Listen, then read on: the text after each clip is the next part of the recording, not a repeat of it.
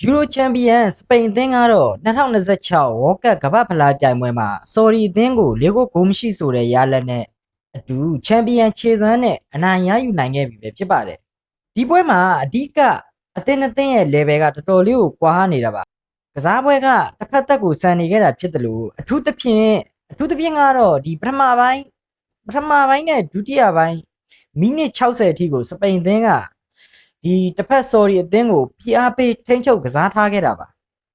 ဒီပွဲမှာအဓိကပြောချင်တာကစပိန်အသင်းရဲ့ပထမ line up အသင်းကတော်တော်လေးကိုထိထိရောက်ရောက်လုပ်နိုင်ခဲ့ပါတယ် Group Stage ရဲ့ပထမဆုံးပွဲကလေးကသာဒီနီးပြကတစ်ဖက်အသင်းကိုအထင်မသေးခဲ့ပဲနဲ့ဒီကစားသမားတွေထည့်ပြီးကစားခဲ့မယ်ဆိုရင်အခုချိန်မှာရမဲ့6မှတ်နဲ့အတူအုပ်စုဘိုမှာ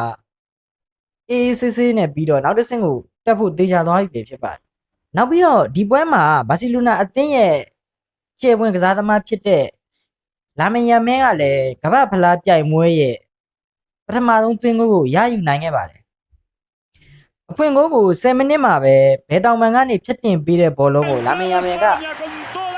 အပိုင်ပိတ်သွင်းပြီးတော့အဖွင့်ဂိုးရယူပေးခဲ့တယ်လို့ပွဲချိန်22မိနစ်နဲ့24မိနစ်မှာပဲဇက်တိုက်ဆိုသလိုရဲဆိုစီတဲ့ကစားသမားဖြစ်တဲ့ Orange Bell ကထပ်မံသွင်းယူပေးခဲ့လို့ပထမပိုင်းကတည်းက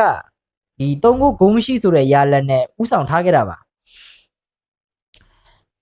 စပိန်အသင်းရဲ့ကစားပုံကမသိလို့ရှိရင်ကလေးနဲ့လူကြီးကစားနေတယ်လို့ကိုတစ်ဖက်သက်ဆော်ဒီအသင်းကိုကစားသွားပြခဲ့တာပါဒီပွဲမှာဒီစပိန်အသင်းရဲ့ဒီကွင်းလယ်ကစားသမားတွေဖြစ်တဲ့ဒီရိုဒရီနဲ့ပက်ဒရီတို့ရဲ့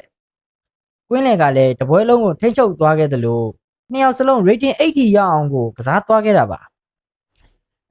ဒုတိယပိုင်း49မိနစ်မှာလည်းဒီစပိန်အသင်းရဲ့တောင်ပံကနေဖြတ်တင်ပေးတဲ့ဘောလုံးကိုဒီကူကူရဲလာကထပ်မံအပိုင်ပိတ်သွင်းပြီးဂိုးသွင်းခဲ့ပါသေးတယ်ဒါပေမဲ့ဒီဂိုးကတစ်ဖက်နောက်တန်းရဲ့ deflection ဖြစ်ပြီးဝင်သွားခဲ့တာကြောင့်မလို့ကူကူရဲလာကတော့ဂိုးအနေနဲ့မရခဲ့ပဲနဲ့ဒီ OG အနေနဲ့ပဲရရှိခဲ့တာပါစပိန်အသင်းရဲ့ဒီအဓိကတိုက်စစ်ကစားသမားတွေကိုထုတ်ပြီးတဲ့နောက်ပိုင်းမှာတော့ဒီစပိန်အသင်းကဘောလုံးတွေကင်ထားနိုင်သေးပေမဲ့ထိရောက်တဲ့ချိန်ချောင်းမှုတွေဂိုးတွေချိန်ချောင်းမှုတွေကိုထပ်မံမလုပ်နိုင်တော့ပါဘူး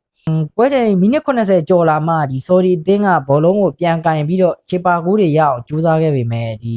စပိန်အသင်းရဲ့ကွင်းလယ်ကိုမကျော်နိုင်မဲနဲ့ကွင်းလယ်စဝိုင်းနားမှာတင်ပေးလိုက်နောက်ပြန်ပေးလိုက်နဲ့အချိန်ကုန်သွားခဲ့တာပဲဖြစ်ပါတယ်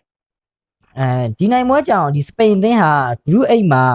ရမှတ်4မှတ်နဲ့အတူအုပ်စုဘိုဖြစ်နေရပ်တည်နေပါပြီ